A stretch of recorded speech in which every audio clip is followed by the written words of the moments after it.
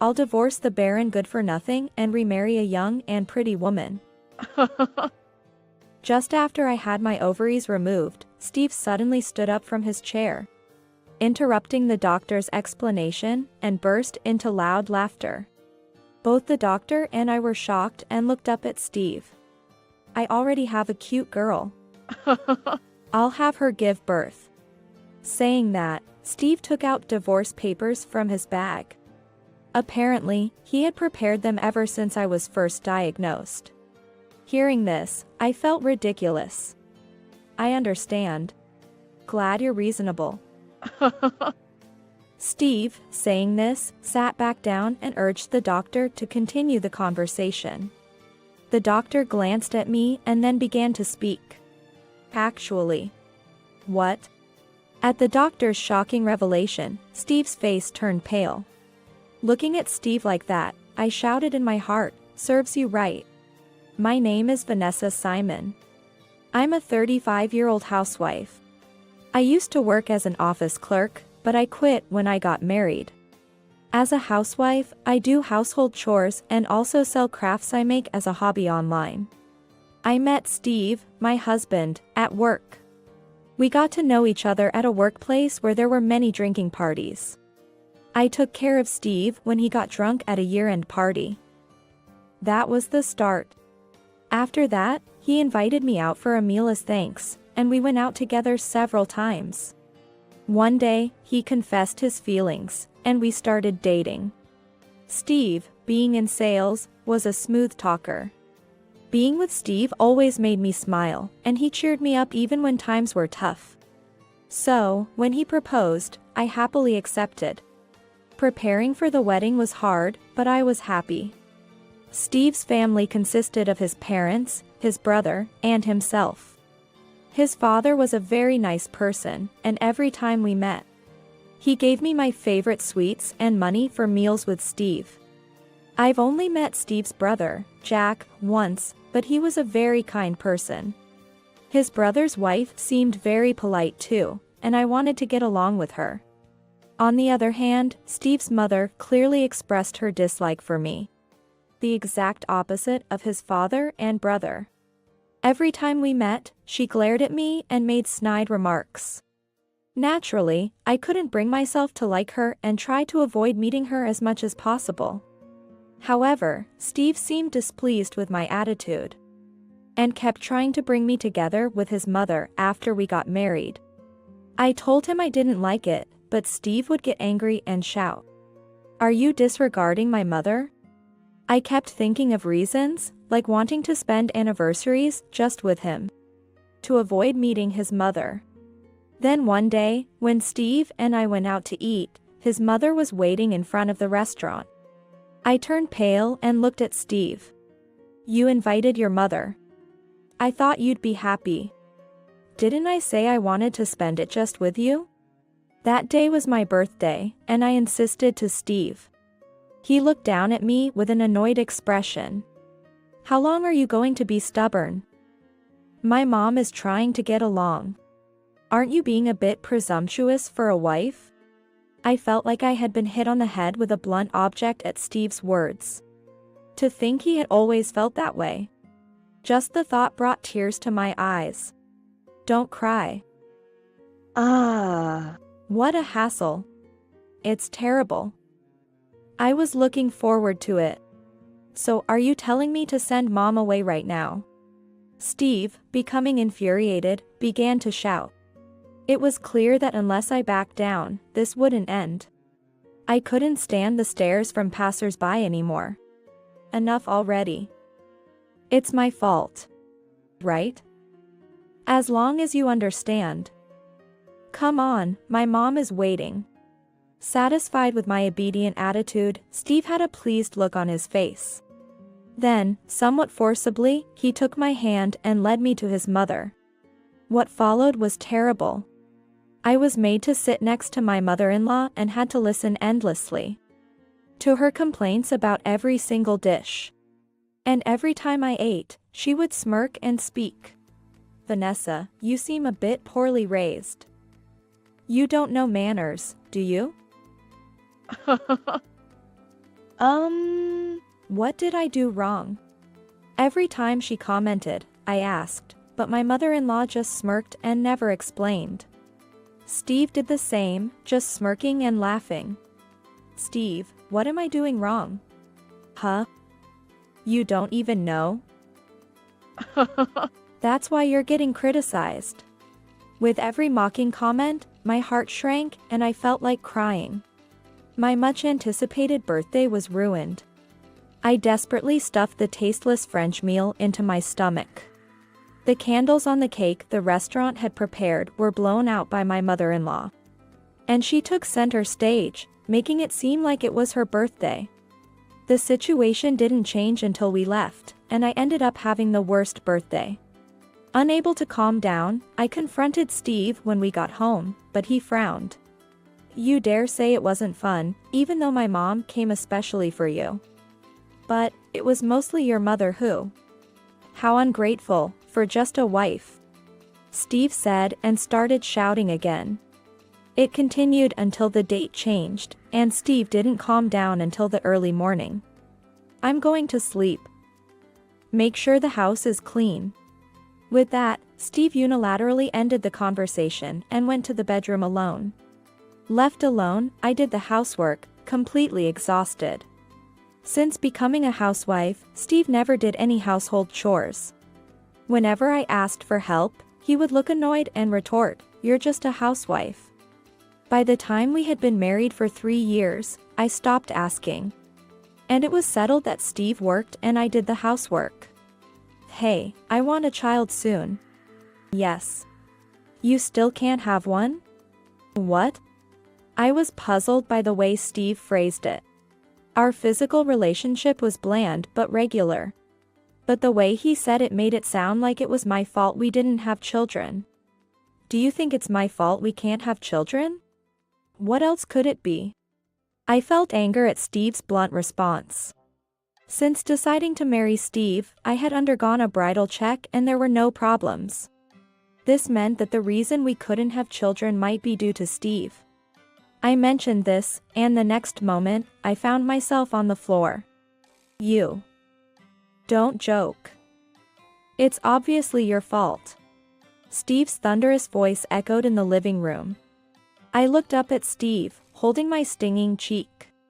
You can't get pregnant and you blame your husband. What a terrible wife. I'll have my mom scold you too. Be prepared.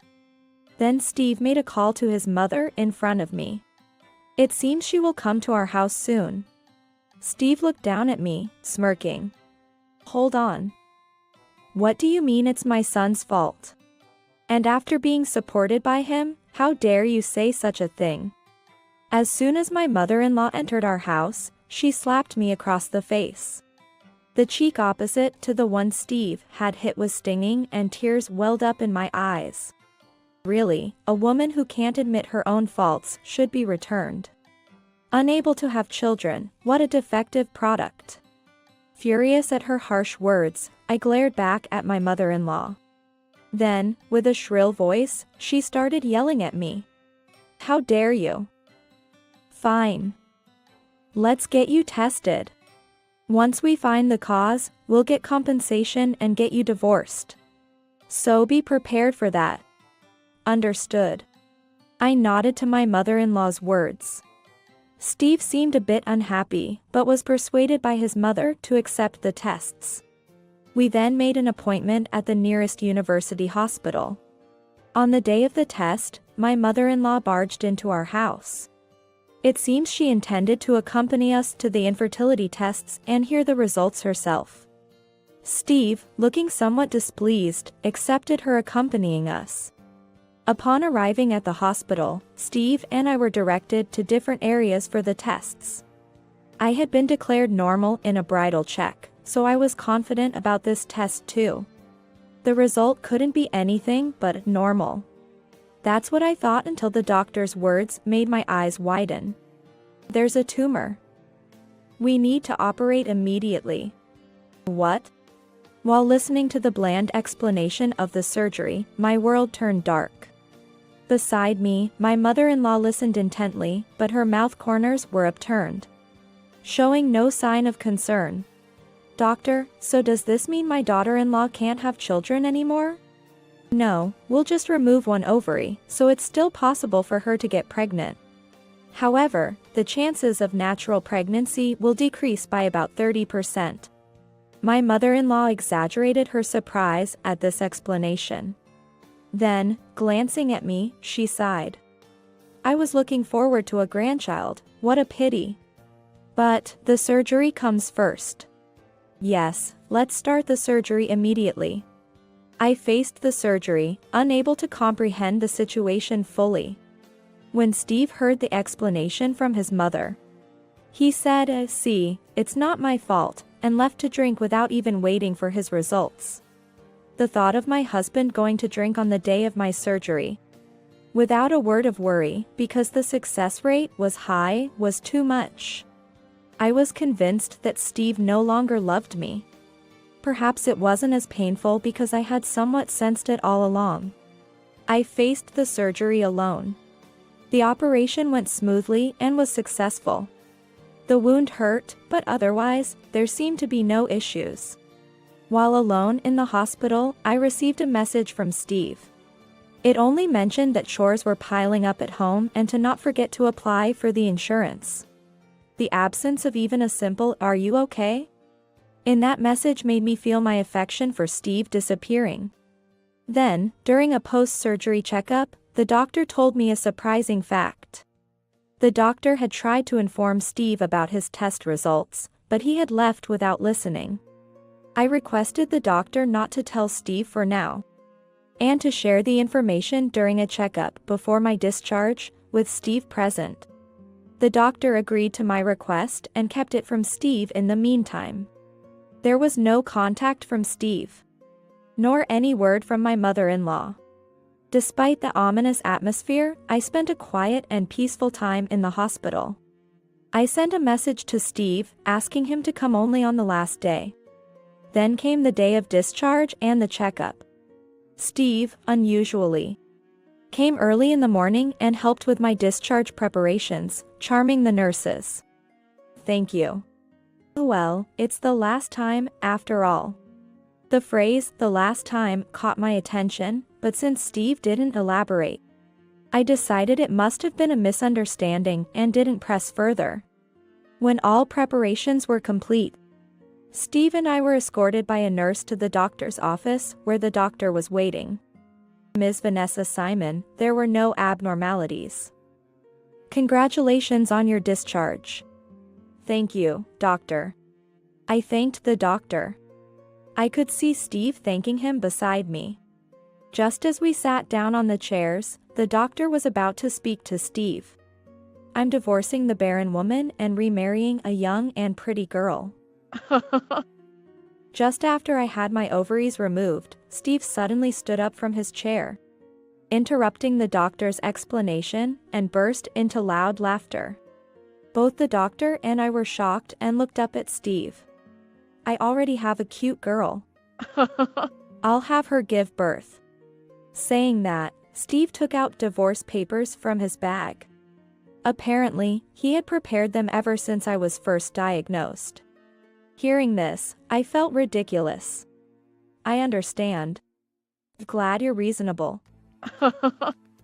Steve said and sat down, urging the doctor to continue. The doctor glanced at me and then began to speak. Actually. What? Steve's face turned pale at the doctor's shocking statement. I looked at Steve and screamed in my mind, "Serves you right." Steve, unable to grasp the situation, was trembling and pale. I sat beside him with a calm expression. What do you mean I'm infertile? It's clear that Steve has no viable sperm. Not only natural conception is impossible, but fertility treatments offer no hope either. Lies. Steve shouted and then grabbed my shoulders, turning to yell at me in pain. You set this up, didn't you? Because I said divorce, this is your revenge? I responded to Steve with a disbelieving voice. Why would I need to do such a thing? I didn't even know about the divorce until you mentioned it here. Is that so?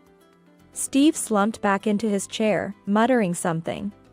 Then, after a while, he asked the doctor a question. Doctor, is it really 0%? Strictly speaking, it's nearly impossible.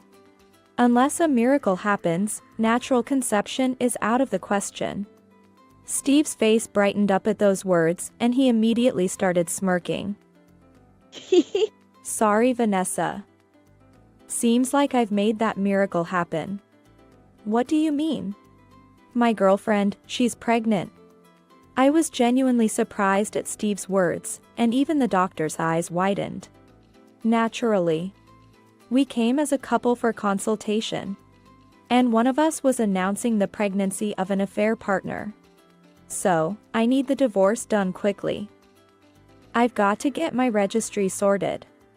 Steve, in a cheerful mood, looked as if he might start dancing at any moment. I silently took the divorce papers. I agree to the divorce. But I'll be discussing compensation and property division through a lawyer later. Just so you know. Got it, got it. She's cute, so don't be jealous. I replied to Steve, who was making unnecessary concerns, with exasperation.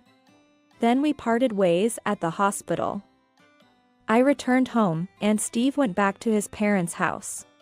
As soon as I got home, I started packing. I also decided to check Steve's study. It seemed he didn't bother to hide anything, as I found plenty of evidence. It appears Steve met his mistress at a bar where she was working. He probably started talking to her while she was on shift. When I opened his computer, his messaging app was open, and I could see everything. There were many suspicious photos, and I sent them all to my phone. Normally, seeing loving photos of your husband with someone else would bring tears. But I was so out of love for Steve that I couldn't cry. Instead, I almost laughed.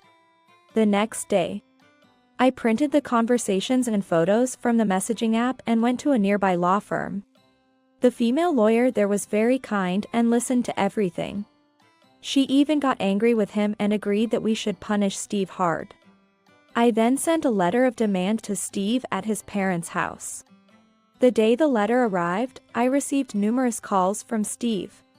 Reluctantly, I answered the phone. Hey.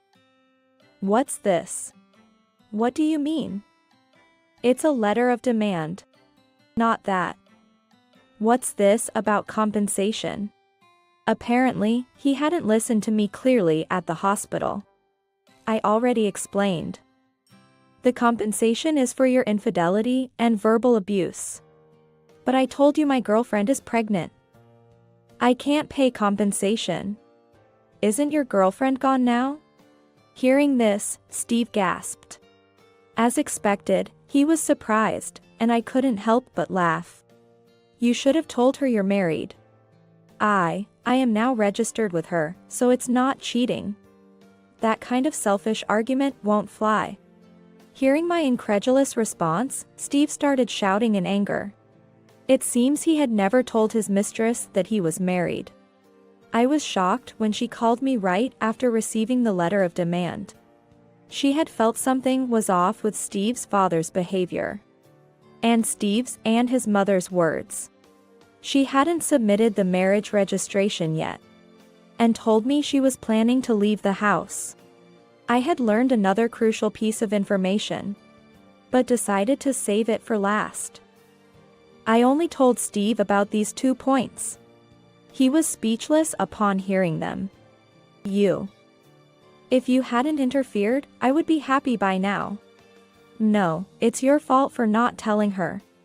Steve seemed at a loss for words again. I spoke to him with a half smile. Anyway, please make the payment. I think you're going to have a tough time. Hey, do you know where she went? Steve must have been desperate to ask me that. I did receive a call from her, but she didn't tell me where she was going. When I told him that, Steve clicked his tongue. You're useless. That's why you're cheated on and getting divorced. I don't want to be told that by someone being sued for compensation. What? No matter what he said, it didn't affect me. Instead, everything bounced back on Steve, digging his own grave. His pathetic attitude made me laugh uncontrollably. For now, let's talk with a lawyer involved. I also want you to agree on the documents. All right. I understand. Having finally gotten his consent, I hung up the phone. Then, I lay down on the bed. I'm going to be busy from now on. I took a deep breath, thinking about this. 3 days later, my lawyer and I were in front of Steve's parents' house. It looked more run down than the last time I visited. Oh, you're late. Just come in. As soon as she saw us, my mother-in-law glared at us with an unmistakable look of disdain. I'm right on time. Excuse me for coming in. So cheeky. I'm glad you're getting divorced. As if the sound of grinding teeth was almost audible. My mother-in-law led us into the house with a clenched jaw. In the living room, besides Steve, there was his brother, Jack. I wondered why I couldn't see Steve's father. Isn't your father here? At my question, both Steve and his mother made faces as if they had swallowed bitter bugs. Then Jack explained the situation in their place. Actually, Dad was furious with Steve and divorced Mom for defending him. What? I was surprised and looked at my mother-in-law. She avoided my gaze with a sullen face. While glancing at her, Jack continued. He's staying at my place now. He's not feeling well, so I told him to stay home today. He was apologizing for what he's done to you, Vanessa. I can't believe it. Father was always so kind to me. As I said this, Jack smiled and nodded. Then he looked sternly at Steve. Honestly, I didn't even want to come, but with just these two, it wouldn't be a proper conversation. So, I decided to be present. Understanding Jack's reason for being there, I felt it made sense. Given my mother-in-law's reception earlier, I couldn't imagine this discussion going smoothly. It's your fault my husband left, so I should be the one wanting compensation. Yeah. Really? My pregnant wife left too. Aren't you like a plague, Vanessa? Hearing this absurd reasoning, Jack, the lawyer, and I looked at each other and burst out laughing. The truth was, my father-in-law left because he was fed up with my mother-in-law defending their son, who had done something outrageous. And Steve's new wife left because he had tricked her into marrying him without telling her he was already married. In other words, both left because of my mother-in-law and Steve's actions. With all due respect, both you, Mother and Steve, are untrustworthy by every act. This entire situation is entirely your fault. How dare you speak like that? You're just a daughter-in-law. Not anymore. What? You're so petty. That's what I hate about you. Is that so? Steve, watching the exchange between his mother and me, looked completely flustered. Was he always this pathetic? I was so disappointed that I felt no pity for him. Steve, speak up for yourself. Steve, stay quiet. I'll handle this.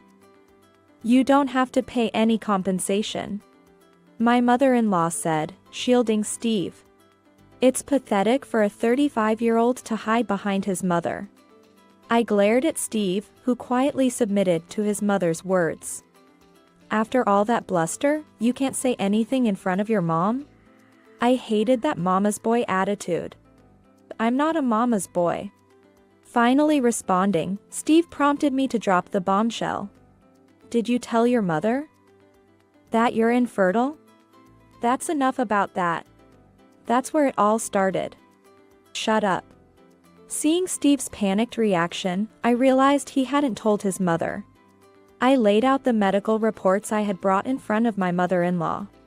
She turned pale as she looked at them. What is this? This is a misunderstanding. It's true that it's difficult for me But she did get pregnant, so it's not zero possibility. Hearing Steve's words, my mother-in-law sighed with relief and then turned to me with a triumphant look. You're so mistaken. Just because you're barren, don't make Steve impotent too. Are you really sure it was Steve's child she was pregnant with? At my words, my mother-in-law looked stunned for a moment, then glared at me fiercely. I decided to show more evidence to both her and Steve. Here, I have an investigation report. It seems she's been quite active around, and there were multiple men in her history. What? Steve snatched the report, reading it with a pale face. Then, seeing the last part, he slumped down in defeat.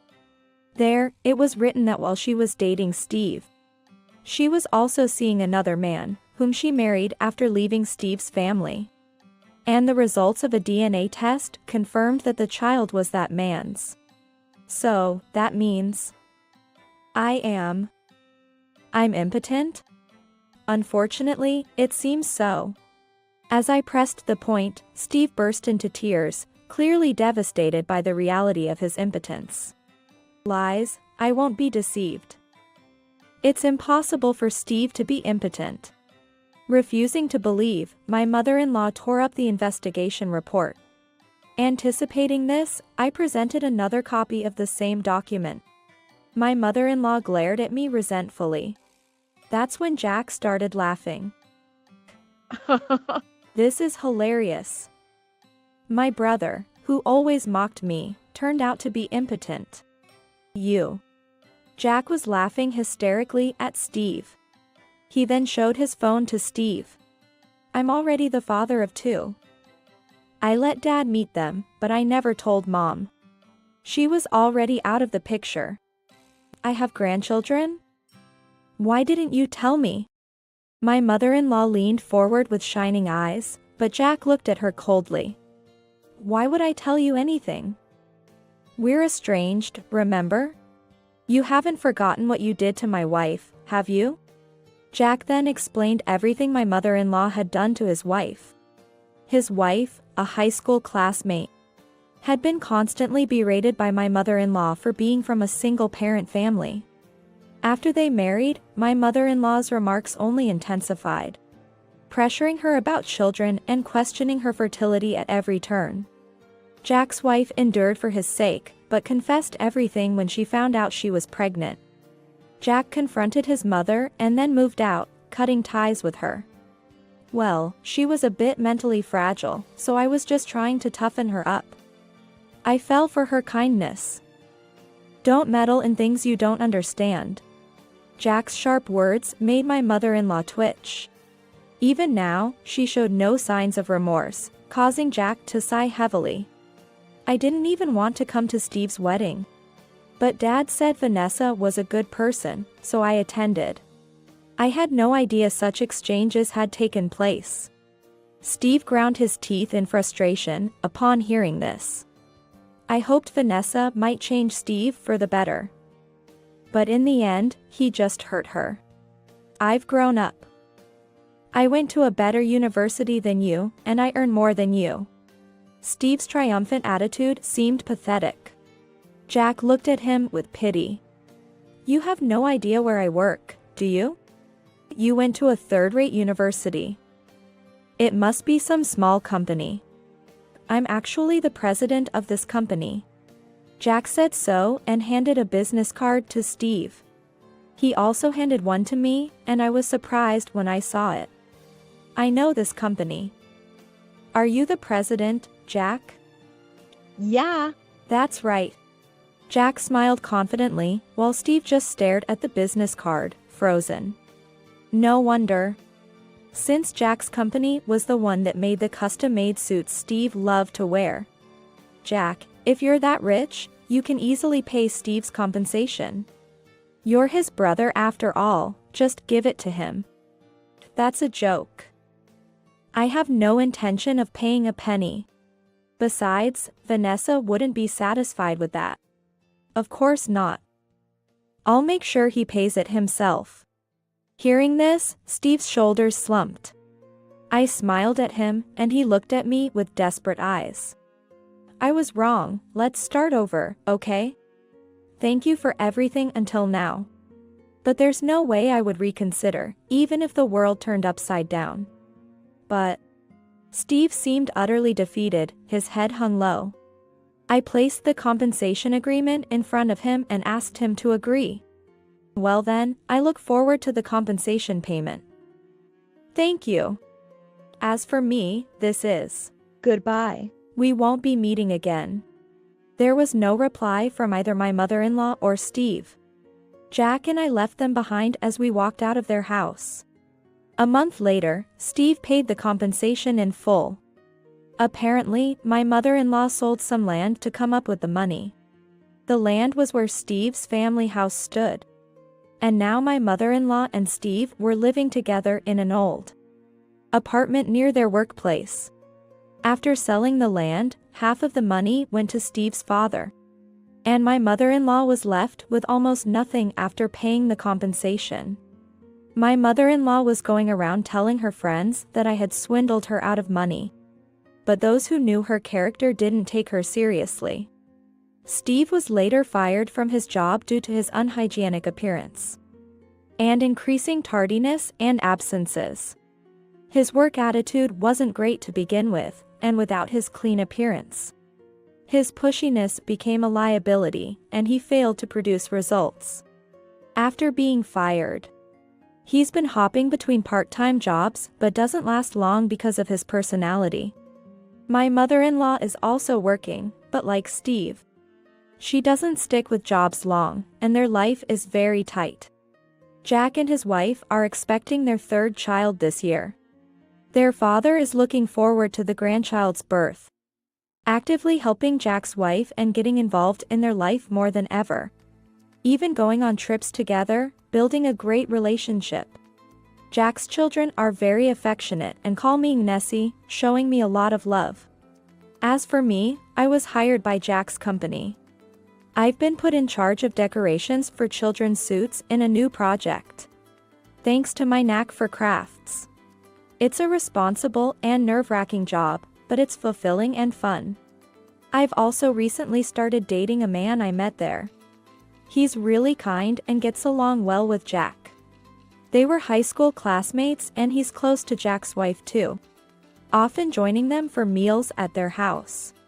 I've explained to him about my ovarian removal and the slightly reduced chance of natural pregnancy. I also told him about the reasons for my divorce.